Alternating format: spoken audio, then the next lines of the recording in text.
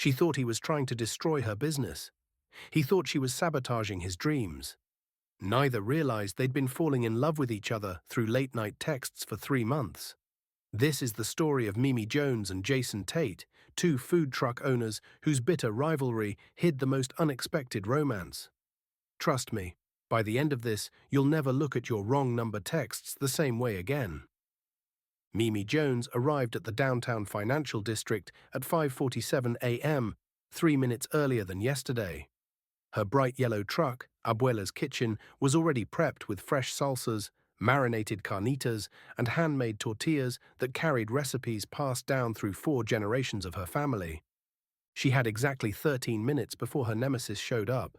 Mimi positioned her truck at the corner of 5th and Main, the prime spot that caught both morning commuters and early office workers.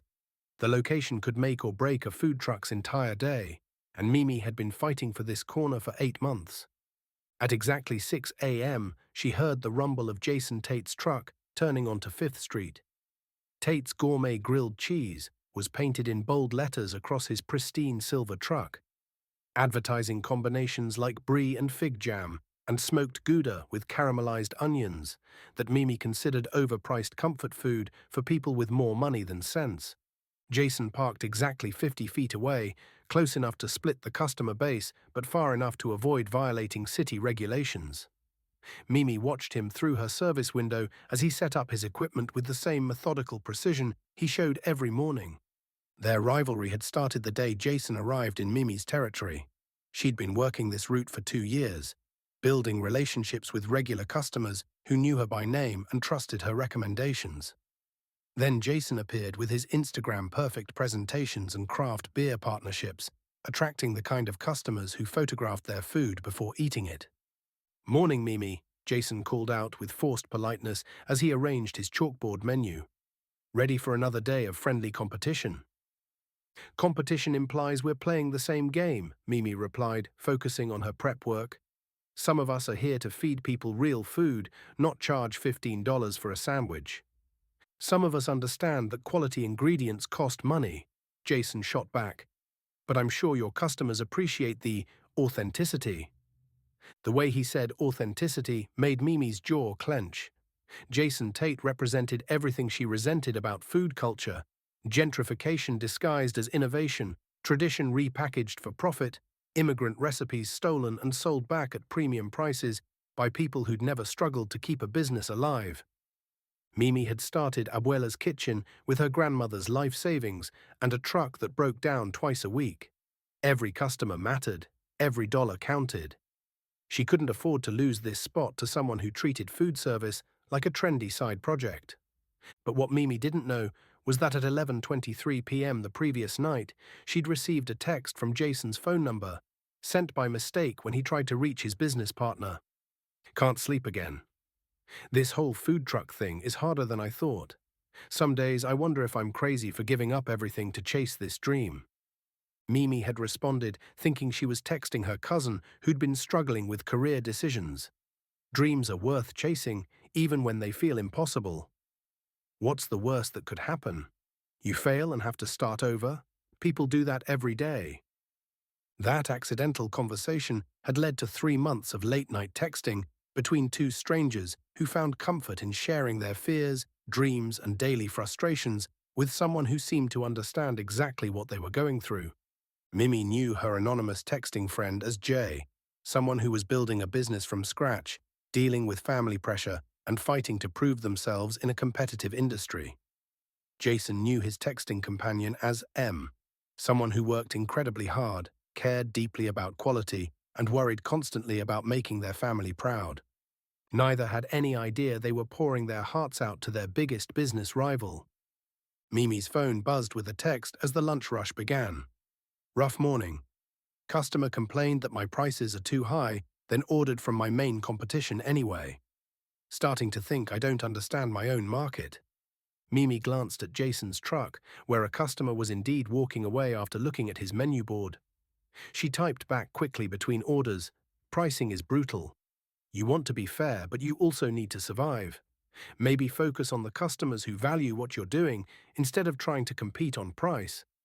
"You always know what to say," came the response. "How do you stay so positive when everything feels like an uphill battle?"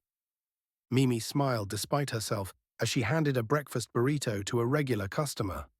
Her anonymous friend had been her emotional anchor for months, offering encouragement during her darkest moments and celebrating her small victories when nobody else understood how much they meant. "Because someone once told me that dreams are worth chasing," she typed, "and because giving up would mean letting the people I love down." Meanwhile, Jason read Mimi's text while assembling a grilled cheese order, feeling the familiar warmth that his conversations with M always brought. This stranger had become his closest confidant, the person who understood his struggles better than friends who'd known him for years. The lunch rush brought its usual chaos. Mimi served 47 customers, while Jason managed 32. Both trucks ran out of their most popular items by 1:30 p.m., but Mimi's line consistently moved faster, while Jason's customers lingered, drawn by his elaborate presentations and detailed descriptions of ingredients.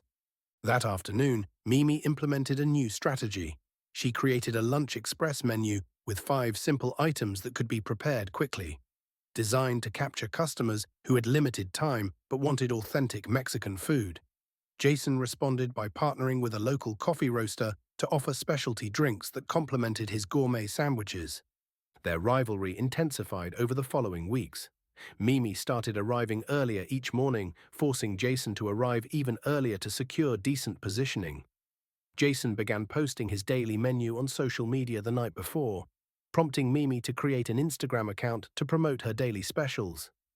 But their text conversations grew deeper and more intimate. Mimi found herself sharing fears about her family's expectations, her grandmother's declining health, and her worry that she wasn't honoring the recipes that had been entrusted to her. Jason confided his anxiety about proving himself after leaving a corporate job, his guilt about competing against family businesses, and his fear that his success might be coming at others' expense. "Sometimes I feel like I'm fighting a war where everyone loses," Jason texted one evening after a particularly tense day of competing for customers. "Maybe the war is just in your head," Mimi replied. "Maybe there's room for everyone if you stop seeing it as zero-sum." "Easy to say when you're not watching someone slowly take over everything you've worked for," Jason responded. Mimi stared at her phone, surprised by the bitterness in her anonymous friend's message. "Is that really what you think is happening? That someone is deliberately trying to destroy what you've built?" "Feels that way sometimes. There's this person, we compete for the same customers every day. They're incredibly talented, probably better than me at what they do. But they treat me like I don't belong, like I'm some kind of invader in their territory." Mimi's chest tightened as she read the words. The description felt uncomfortably familiar, though she couldn't place why. "Maybe they're scared," she typed. "Maybe they've worked so hard to build something that they can't see you as anything but a threat. Maybe if you tried talking to them instead of competing, you'd find out you have more in common than you think." "Maybe," Jason replied, "but some wars are too far gone for peace talks." That message haunted Mimi through a sleepless night. She'd been having similar conversations about Jason with her cousin, complaining about the competitive pressure, while her anonymous friend advised patience and understanding. The irony wasn't lost on her that she was better at giving advice than taking it.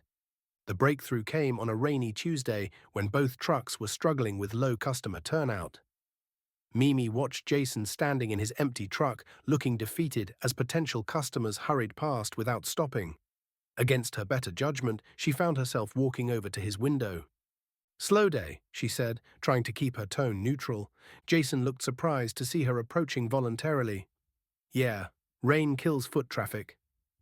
Probably won't cover gas money today." Mimi hesitated, then said, "Want to share the corner tomorrow? Split the spot down the middle. Customers could order from both trucks without having to choose." Jason stared at her like she'd suggested something impossible. "You'd do that? After all the—" He gestured vaguely at the months of competition between them. "Business is business," Mimi said quickly, "but stupid business is still stupid. Fighting over scraps doesn't help either of us." That night, Mimi texted her anonymous friend about the truce offer. describing her rival's surprised reaction and her own uncertainty about whether cooperation was possible. "Sounds like you made the right choice," came the reply. "Takes courage to be the first one to extend an olive branch. Maybe this person isn't as different from you as you thought." "Maybe," Mimi typed. "Hard to see past all the resentment sometimes. But you're right, cooperation usually works better than competition." "You're amazing, you know that? I wish I had half your wisdom when it comes to dealing with difficult people." Mimi smiled at her phone, feeling the familiar flutter that her conversations with Jay always brought.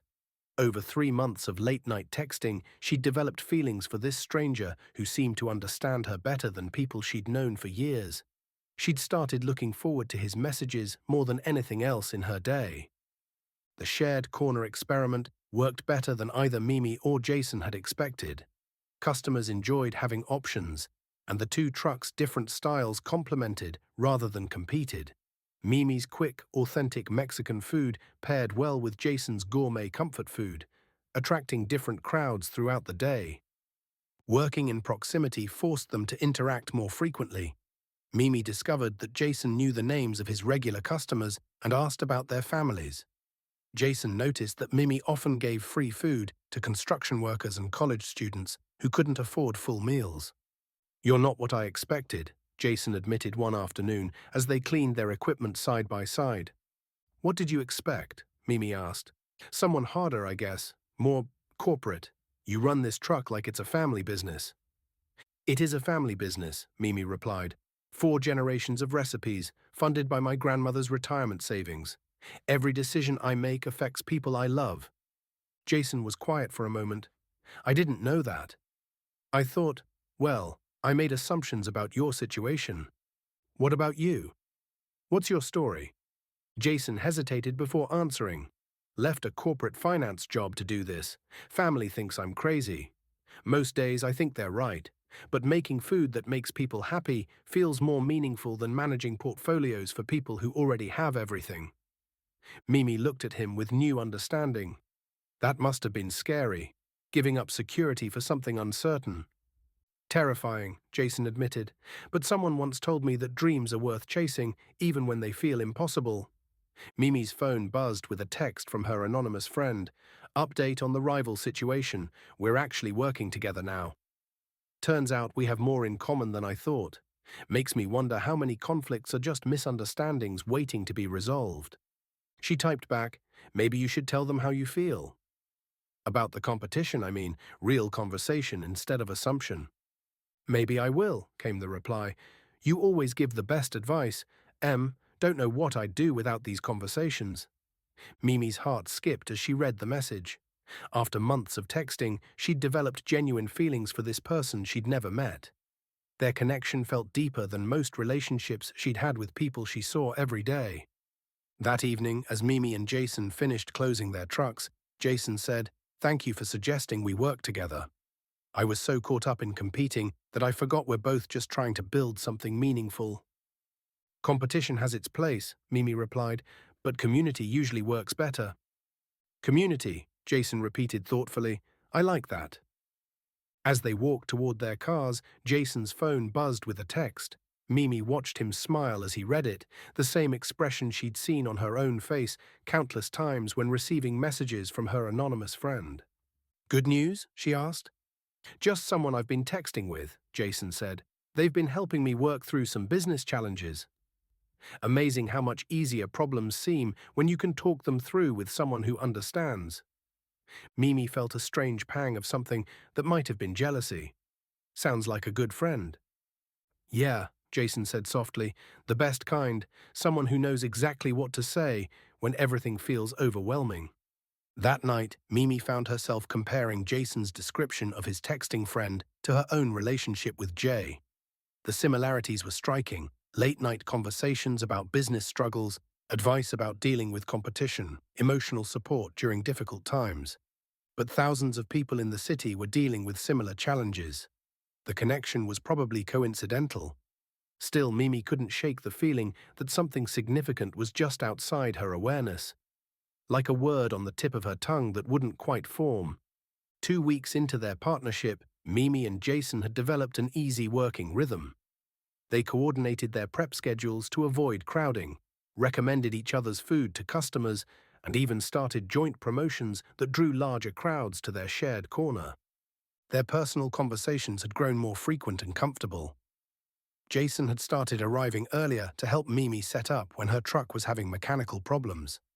Mimi shared coffee from her thermos when Jason ran out of his expensive craft brew, but their most intimate connection remained the anonymous text conversations that neither realized they were having with each other. "Been thinking about taking a risk," Jason texted that evening. "There's someone I've been working with lately. Started as pure competition, but we've become, I don't know, partners maybe? Point is, I think I might have feelings for them, but mixing business and personal seems complicated." Mimi's heart sank as she read the message. Her anonymous friend was interested in someone else, someone they worked with. The timing felt cruel, just as she was starting to hope that her growing feelings for this stranger might lead somewhere meaningful. "Feelings are always complicated," she typed back, trying to keep her disappointment out of her response.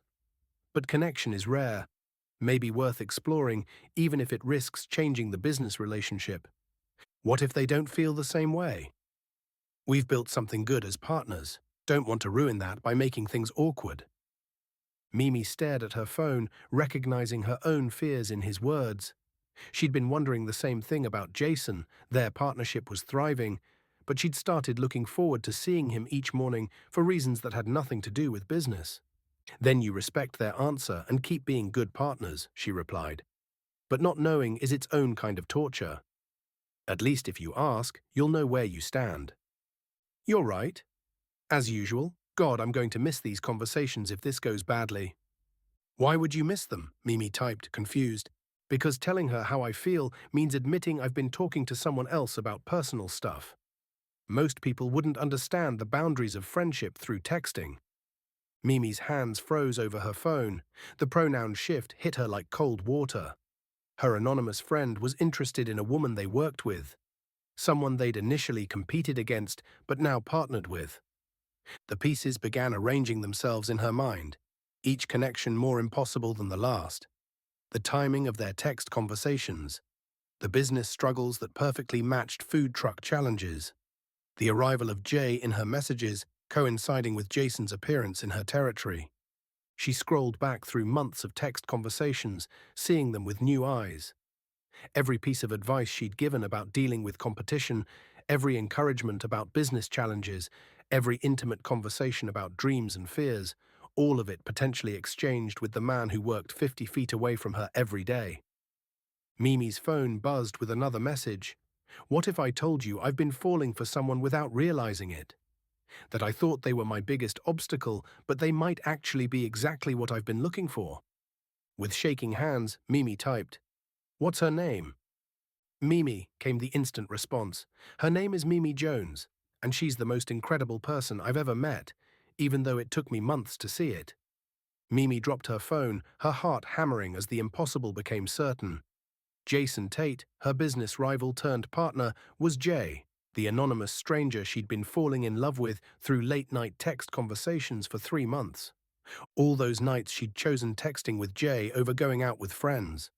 All those mornings, she'd smiled at messages from someone she thought understood her better than anyone she'd ever met. All those moments of connection with a stranger who turned out to be the person she saw every single day. The irony was overwhelming and perfect and terrifying all at once. Mimi picked up her phone with trembling hands and typed, "What if I told you that Mimi might feel the same way about Jason Tate?" The response came immediately. "Are you saying what I think you're saying?" "I'm saying that M stands for Mimi, and I've been falling for J for months without knowing that J stands for Jason." Her phone rang instantly. Jason's name appeared on the screen, and Mimi answered with a breathless, "Hello?" "Mimi?" Jason's voice was uncertain, hopeful, completely different from his usual confident tone. "Is this real? Have we been texting each other this whole time?" "Yeah." Mimi laughed, surprising herself with how light she felt despite the magnitude of the revelation. "I can't believe we've been giving each other advice about each other."